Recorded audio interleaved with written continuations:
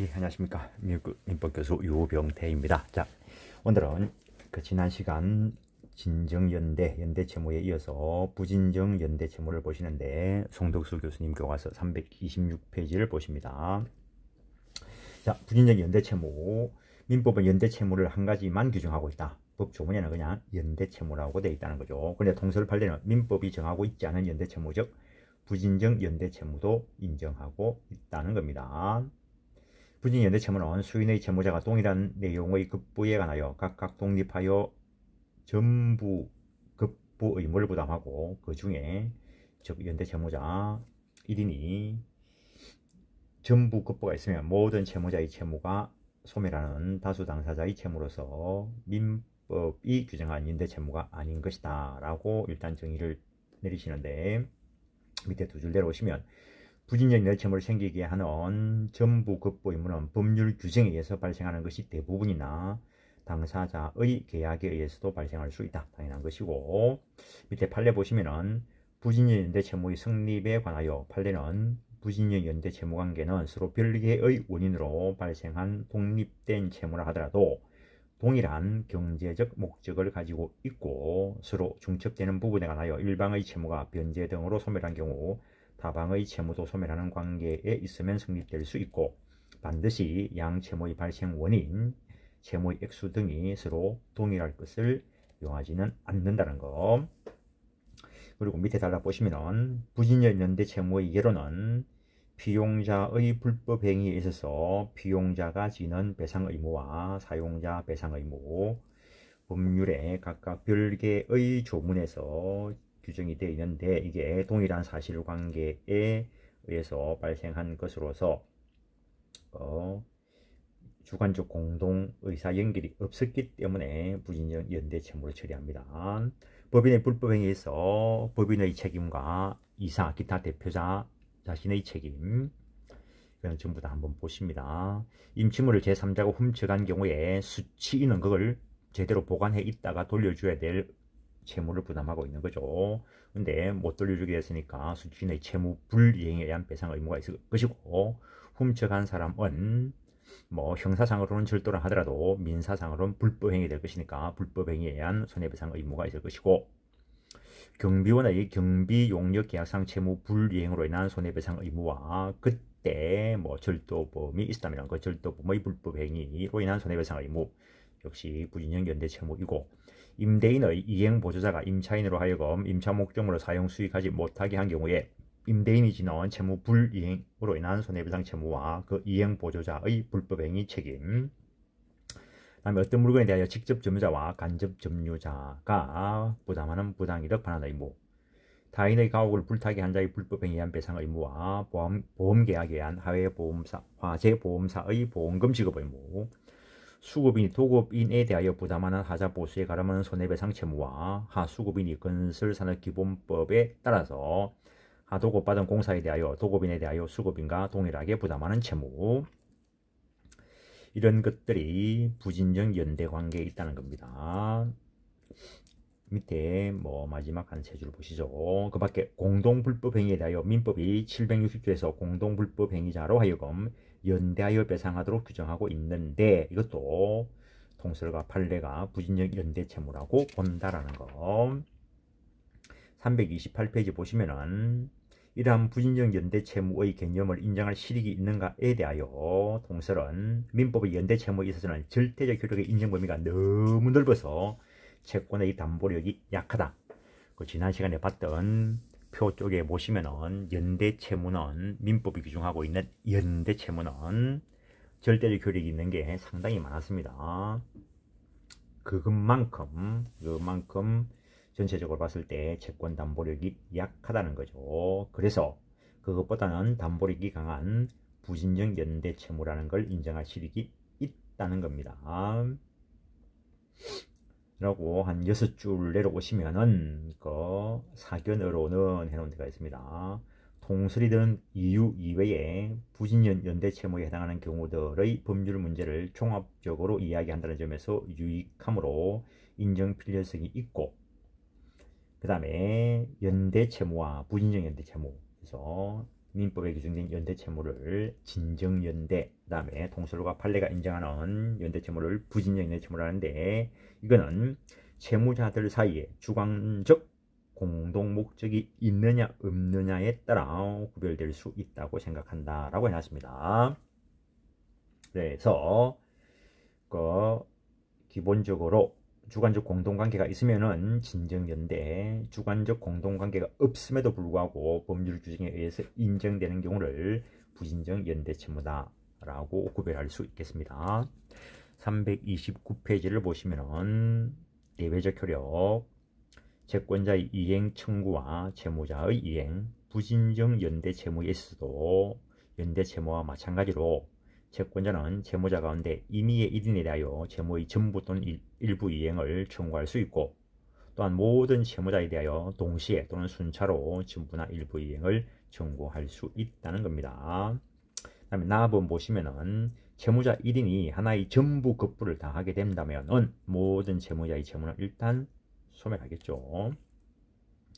채무자 1인에 관하여 생긴 사유의 효력, 채권을 만족시키는 사유인 변제, 대물변제, 공탁, 그리고 상계, 이것만이 절대적 효력이 있다라는 거. 특히 상계의 경우에는 최근에 전인합의체 판결로 판례를 변경하여 상계로 인한 채무 소멸의 효력은 소멸한 채무 전액에 관하여 다른 부진정 연대 채무자에 대해서도 절대적 효력을 인정하였다라는 것.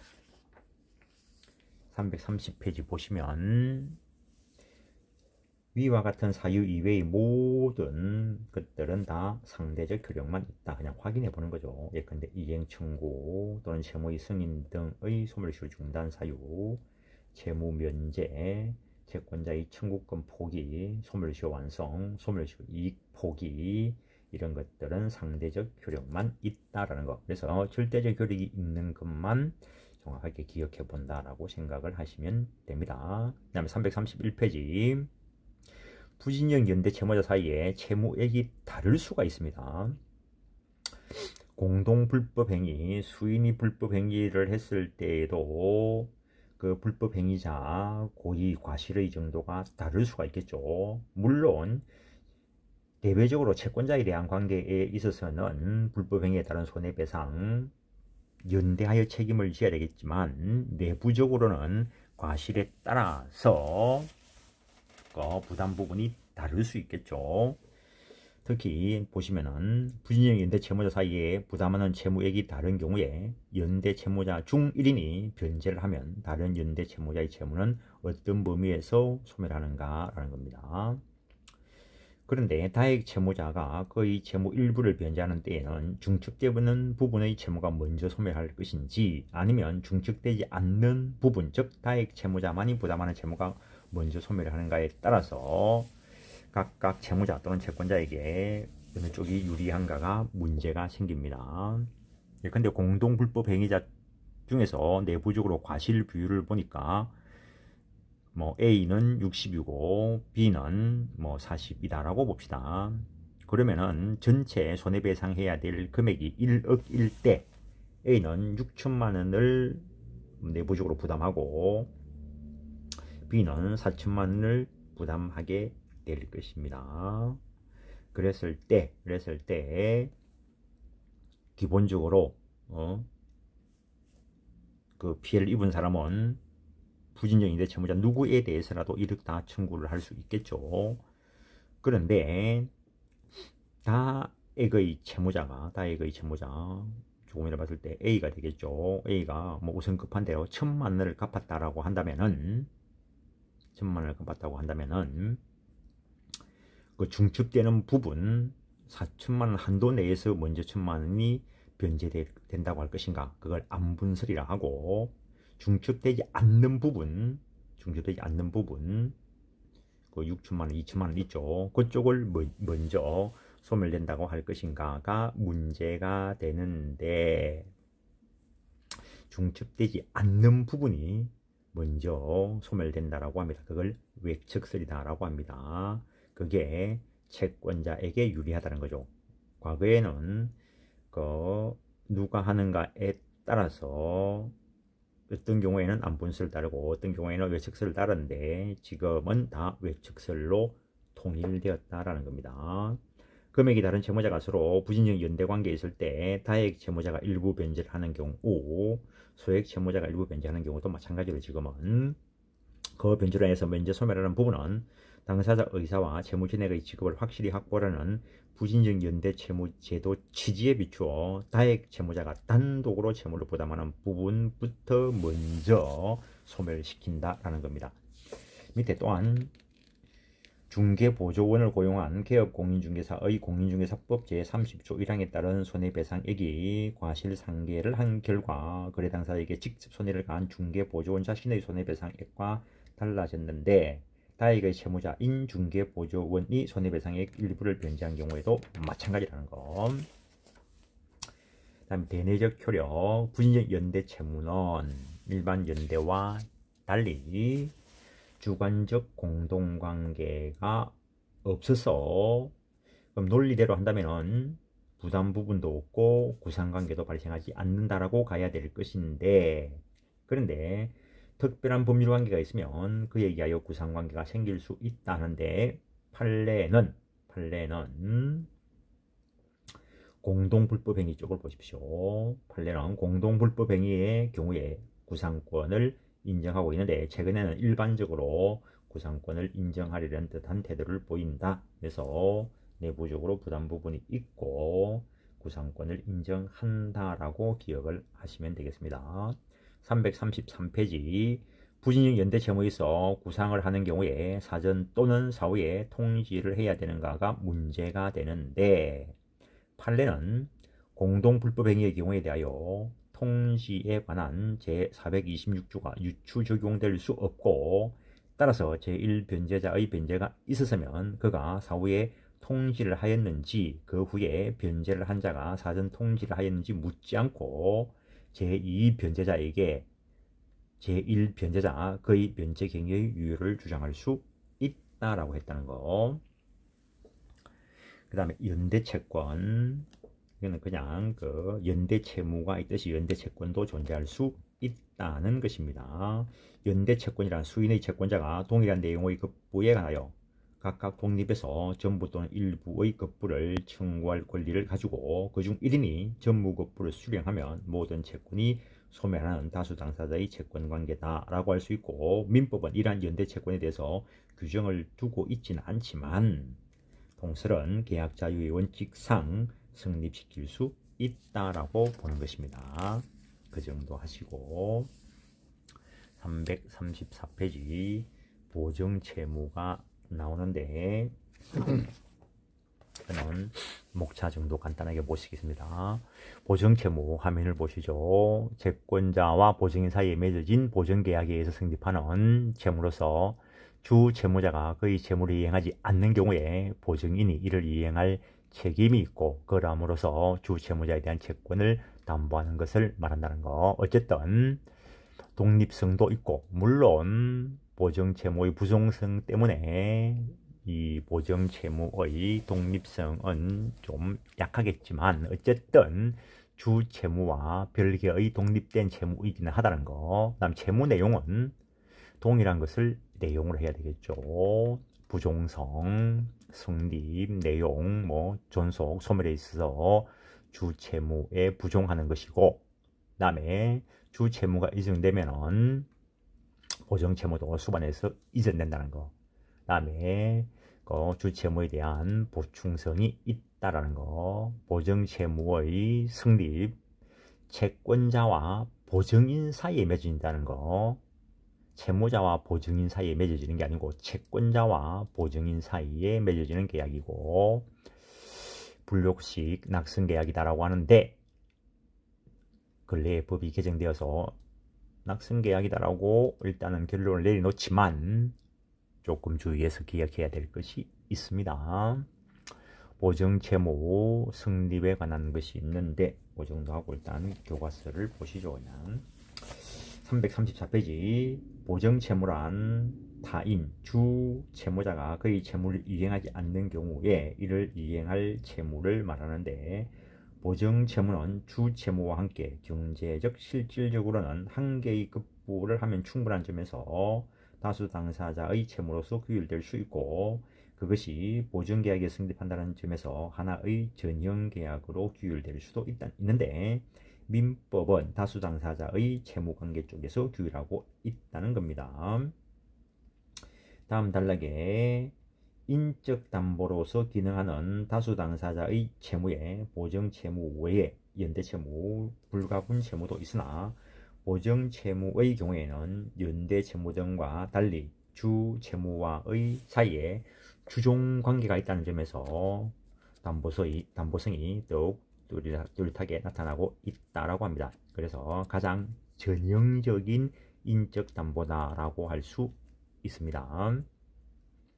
근래에 일반인인 보증인의 피해를 방지하기 위하여 보증인 보호를 위한 특별법이 제정되어 시행되고 있다라는 것도 기억을 하셔야 됩니다. 교수님께서 잘 소개하고 계십니다.